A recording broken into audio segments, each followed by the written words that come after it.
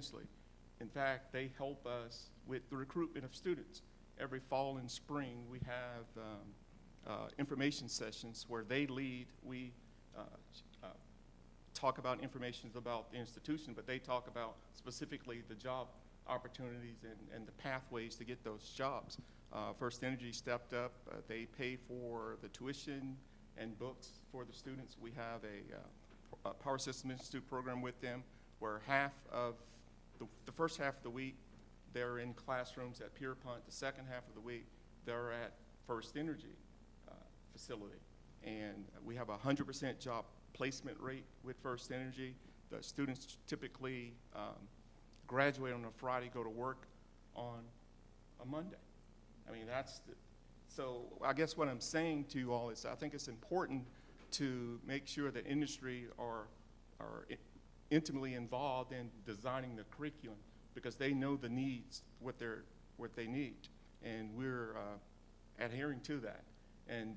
But if you think about this, and here's the part that I really wanted to talk about. Companies hire from regional commuting patterns, not necessarily along the geo-political jurisdictions. They go across the state lines depending on there's a label shed there. And one of the things that I'm very, very proud of, and this helped us as a state start thinking more of entrepreneurially, we joined what's called the Tri-State Advanced Engineering Manufacturing Consortium. And what this consortium is, it consists of 27 counties in eastern Ohio, western Pennsylvania, and northern West Virginia.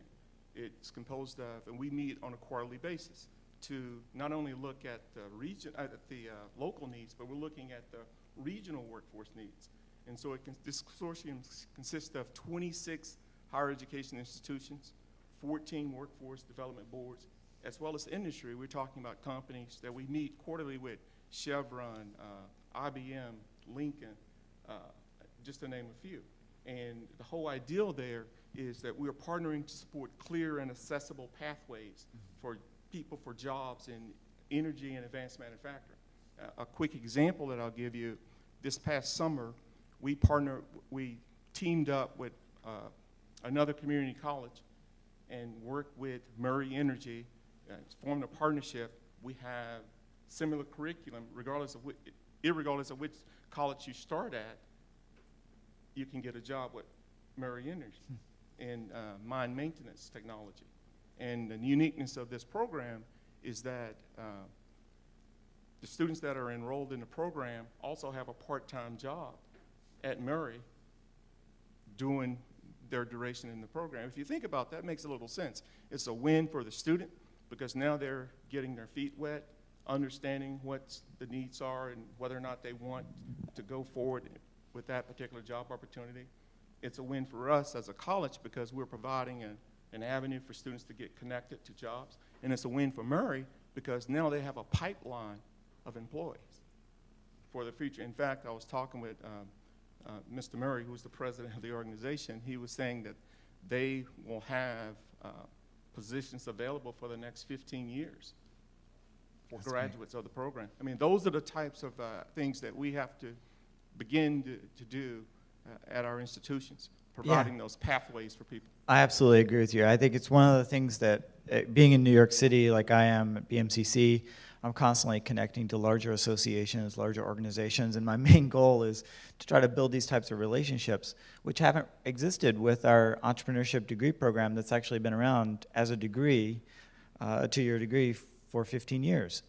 So building those types of relationships and becoming proactive about it is one of the ways that we can really move forward. I got some really interesting questions that came into this system here. One of them was, what happens when there's negativity related to you trying to roll out something like this? And I'd love to hear the components of what that negativity was and how you overcame those negative sort of pushback moments or the negative things that might have been happening. So I'd love to hear that. Well, for me, people say I'm the most optimistic person there is, so I have to share this story before I get to that, if you allow me. Just for a minute, let's come back to that story, if you don't mind. Okay. Just because I want to make sure we got 15 minutes left. Okay. But negativity is not in my vocabulary. Right, but you still get it. So Yeah. what do we do with it? So that's my. Do we say yes and? I mean, is that our objective with this? Depends on what it is. Yeah. Yes. Yeah, but I'd love to hear, if you don't mind, Sherry, I'd love to hear you sort of dive in and see what happened in Well, that I've situation. already shared a few examples of taking 2 classrooms offline and receiving a lot of negativity, and I think you just have to be transparent and direct and accept that, accept the loss that people identify at the time, like the loss of the classrooms, which that's sacred to faculty. So you honor, you have conversations with them, you honor, we honor that, but we're moving in this direction and we need your support. And along the way, you find faculty advocates that understand where you're going, and they kind of coach from the other side as a president, and you just use as many resources as you have to take on that negativity. You have to connect people, Sure. to surround you, to survive, and to come out on the other side in a positive light. Yeah, absolutely. Steve. I'll give you a very specific example. We had a wall full of projects that we wanted to do at the college, and we went out into the community and met with businesses and entrepreneurs about what facilities we should develop, and we landed on a diesel technology center. We had just a shell of a program with a half a dozen kids completing on an annual basis. We used the data in our labor market. We had 175 openings within the 9-county area. We went out and we created one of the best programs in the state, in my opinion, and yet we do authentic work. So people bring equipment to us, and we charge them a minimal fee, a shop fee, and our students get that experience. Well, you're always going to get some pushback from those private sector folks who a week ago were telling you they needed employees, right? So it's really nurturing a relationship with them about investing in the program. And now I think 100% of our second-year students are actually working in one of those shops. But it was a transition, but you have to think down the road. And when there's a shortage, more people in the industry can do nothing but help all boats rise. And I think you just have to keep your eye on the ball and work with them in those advisory committees to make it happen. Yeah, definitely. Garrett, I'd love to hear if you have any ways that you have an energizing kind of way of, is there a question? Yeah, there's a question. Oh, nice. Wait, let me get to you. This is why I wear sneakers. Yeah, I got to get out there. No, I think it's really important that, especially when you're talking about these types of issues, that you dive in. Right. So my question is a fundamental question. So we form a team, we inspire, we energize. But the bottom line is people are as good as what they know. And I'm specifically talking about faculty, right? So what kinds of professional development or tools or exposure do you provide faculty so that they move from the point they are to the point that you want them to be?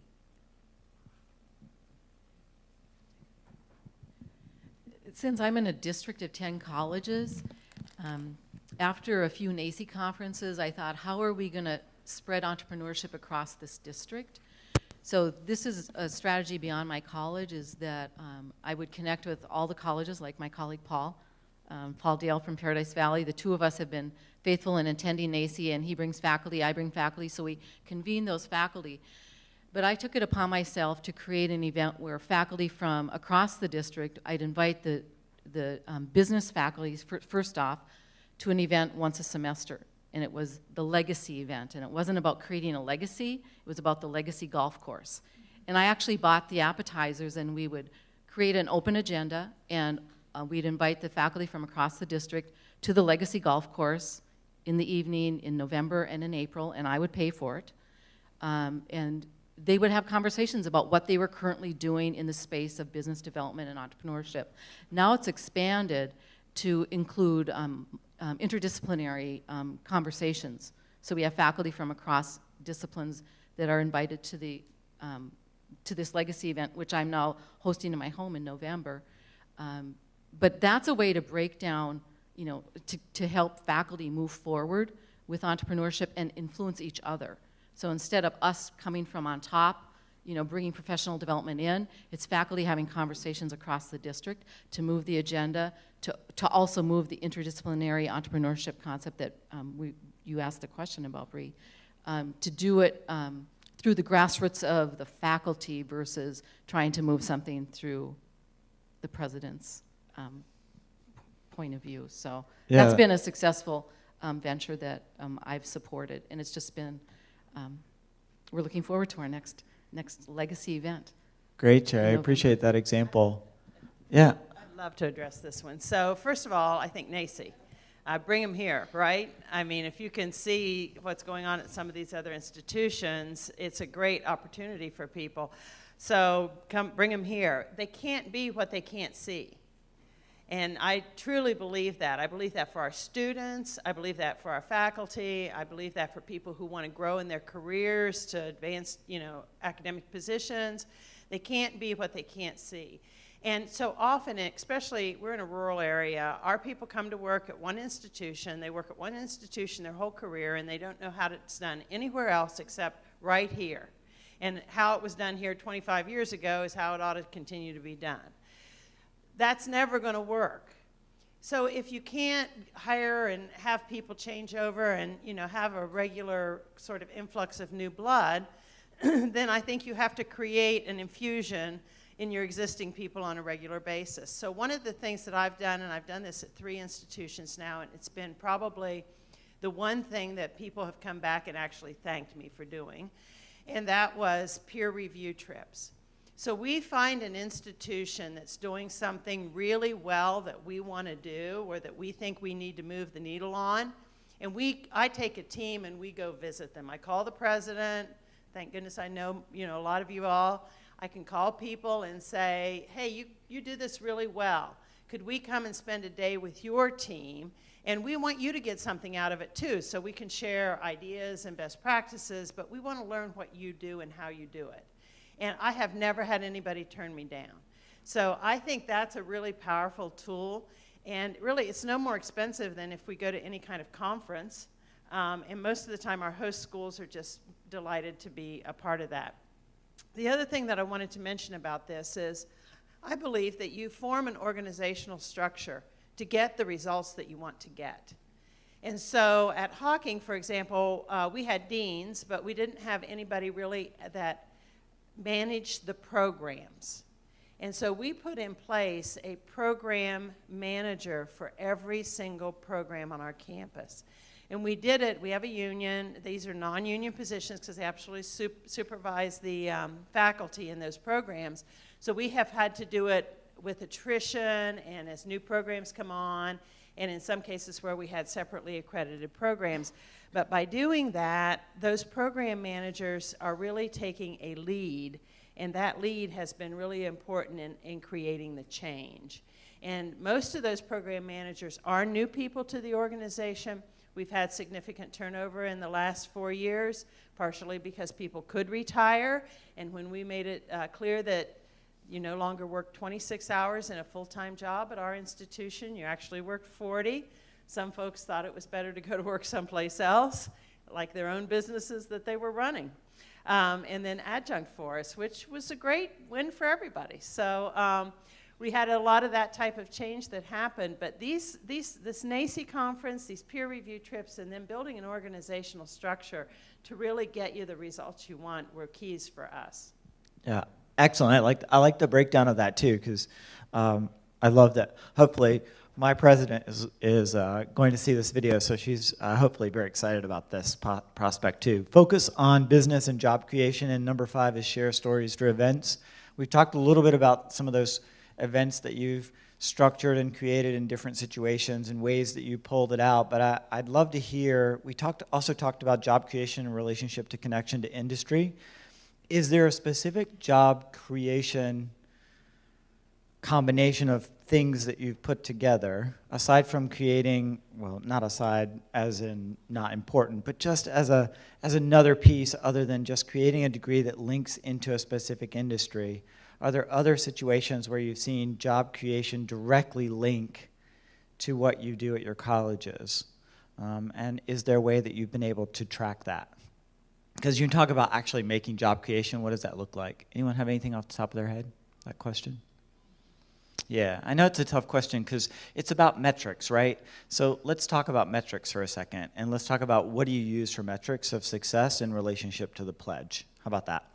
Go ahead. Well, I'll just take a shot at it. We've infused entrepreneurship in every one of our career technical programs. They actually have taken an Intro to Entrepreneur course. We firmly believe that folks that go into very physical industries at some point in time are going to want to transition out of those physical activities and move into more of a managing or owning a business. So that's something we really worked hard at. And again, we've really worked hard to try to make those direct links with our industry partners so that they're not only getting that work experience while they're there, but it's a direct pathway into the work site. And like all of you, 97% of our career technical grads graduate and are employed in their field of study. And so that's a metric that we look at and we take really seriously. Garrett, go ahead, and I'd love to hear from you. And just by the way, as an add-on, is anyone looking at sort of entrepreneurial self-efficacy, empathy, or any of the research components of what entrepreneurship education is about and incorporating any of that into what you call as metrics and your relative impact other than job creation? Yeah, well, I think, you know, the big thing when you think about measuring something that people have difficulty defining, you have to identify vehicles that are within your asset scope, and every community college across the country has an asset scope of opportunities. And when we identify those opportunities and then pull the trigger on those areas, and I'll give you a specific example. Skills USA is a big deal at Catawba Valley Community College. We have the 5-time national champions in entrepreneurship. To me, that says we're doing something right in this field. Now, are we hitting the home runs? Not until I see entrepreneurship built into every curriculum course that we have. At some level with a metric, with a learning outcome developed into it. When I can get to there, I will say that we have achieved what we're going to achieve.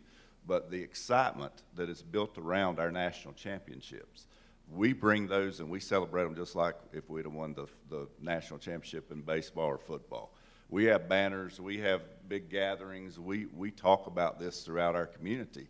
And it's really changed the perspective of the way people in our community think about our college from a value-added standpoint. And so the metrics piece of it, going back to that, you have to develop that. You have to develop the core of how are we going to determine, are we really being successful to the extent that we expect our communities to be successful going forward. And it's all based upon student outcomes. That's really good. And it kind of harkens back to the fifth step where you create those types of events, right? Where you really build in those types of opportunities where press and media can connect into what you're doing and you can amplify your stories. As we sort of begin to wrap up this particular section and this panel, I'd love for you to talk about where you are right now and where you want to be in the coming, month or two or by next year, and talk about some of those places that you see yourself launching off into and what that might look like relative to the pledge. And you can start right here if you'd like, Betty.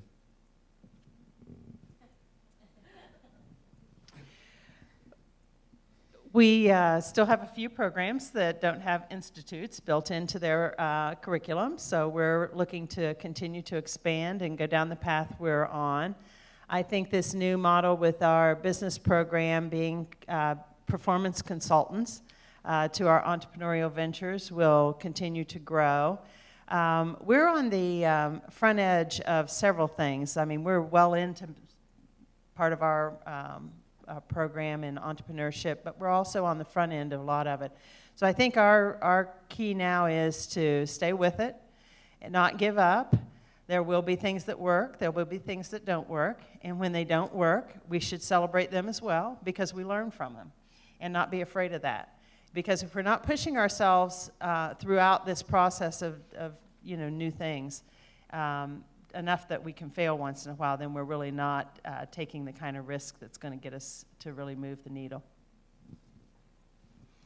I would say, and you've heard a lot about this at this conference, but one of the challenges we all face is funding and really using entrepreneurship as a way to create businesses that fund the good work that we do and allow us to touch more students. And so that's where I think we'll go, is to try to identify those gaps in our community and really start to really run our own businesses, give those students that opportunity, and then use their incubator skills to get them out and actually run those businesses and compete in the market. So I think that's a real opportunity for us to solve an internal problem and also really take entrepreneurial and startup activities into the marketplace and meet the needs in the region.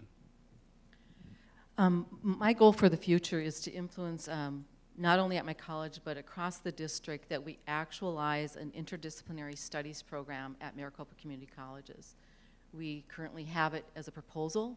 We have ASU as a partner that has 160 plus interdisciplinary studies programs, but yet we do not have as a community college interdisciplinary studies at the associate degree level.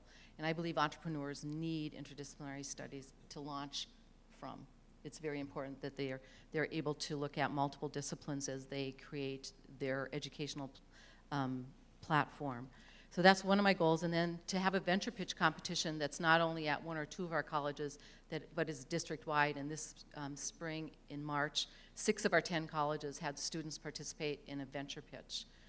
So my goal is that all 10 colleges actually do have this opportunity for students, because it is about opportunity for all students, not just some students at some of our colleges. So those are my 2 goals for the future. And as I mentioned earlier, we're at step 1. We're forming our teams to get into this entrepreneurial mindset. And it's our hope that entrepreneurial mindset becomes just a part of the community college experience to help students, as they move forward, see different opportunities available to them. We've got a couple of goals. The first is we're in the process of developing a network called Supportedly that will connect all entrepreneurial resources across the state of North Carolina. It's something that we've been striving for, and through a grant through NC IDEA, we're on the verge of launching that platform across the state to demonstrate how we can coordinate resources to support entrepreneurship.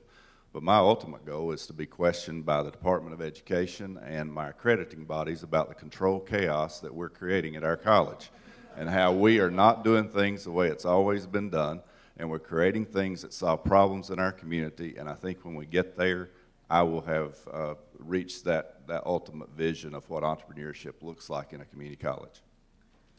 That's amazing. We have 2 minutes for any more questions that you might have that are pressing in your mind. And then I have some really great questions from my students who read all of your bios and were like doing research on you on Google. And so they have all kinds of questions about like what it's like to be a college president and bring entrepreneurship to a college. So I'll get to those if I don't have any others out here. Anyone have a question? Okay, so students are great, right? They always hear pledge and they're like, so is the pledge like a pledge of allegiance? And how do you get your students, this is seriously one of my questions for one of my students, how do you get adults and people who are professionals to pledge to do something different, right? To do something that they don't understand. And that's so hard for them. So that was one of the questions. I think it goes back to professional development, and I'll give you an example. We're a Verizon STEM pilot school for the girls program, and one of our instructors stepped up to lead that. And if you're familiar with the Kern Foundation, they have an entrepreneurial program for engineering students, and they hold a conference every year. It's a real high-level conference. And it's called the Keen Conference, for those of you who haven't heard of it, and we sent her to that conference. We were working on a relationship with them, and it really transformed her. And she said she spent the entire summer retooling every one of her classes to take advantage of that entrepreneurial mindset that she believes is needed. So I think, again, we've said it several times in a lot of different ways, but you can't do what you can't see. So we have to get models in front of our folks so that they can see that within their discipline, because I've been amazed throughout my career as a K-12 educator and even a college administrator. It's difficult for people to take a biology example and apply it to English. So you have to give them models that are with their expert peers and let them move forward. Yeah.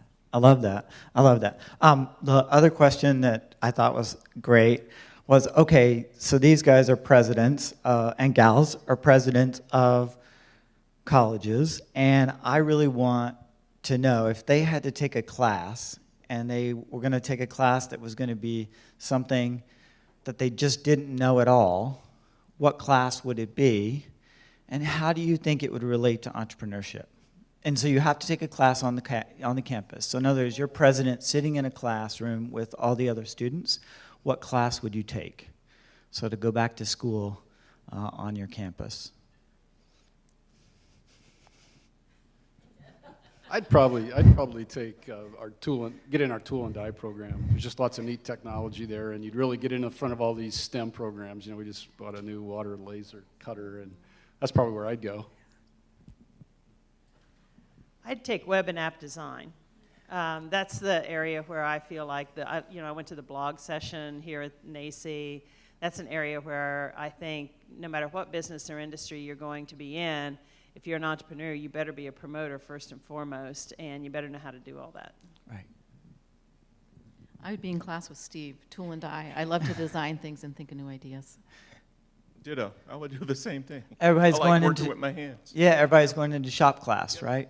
Yeah. I think I'd take self-actualization 101 because you can never learn enough about yourself to get you through some really hard times. And so I like that one pretty good. That's great. Garrett, Johnny, Sherry, Steve, and Betty, thank you so much. I didn't realize there were so many eyes on the end of all of our guests coming up to speak with us today. Thank you so much. Round of applause for them. Thanks, guys. Just a quick announcement. All right, thank you. That was fabulous, you guys. So we are going to take a very short break and queue up the next panel. So please, if you can stay, please do stay, and we'll begin here in 15 minutes. Thank you.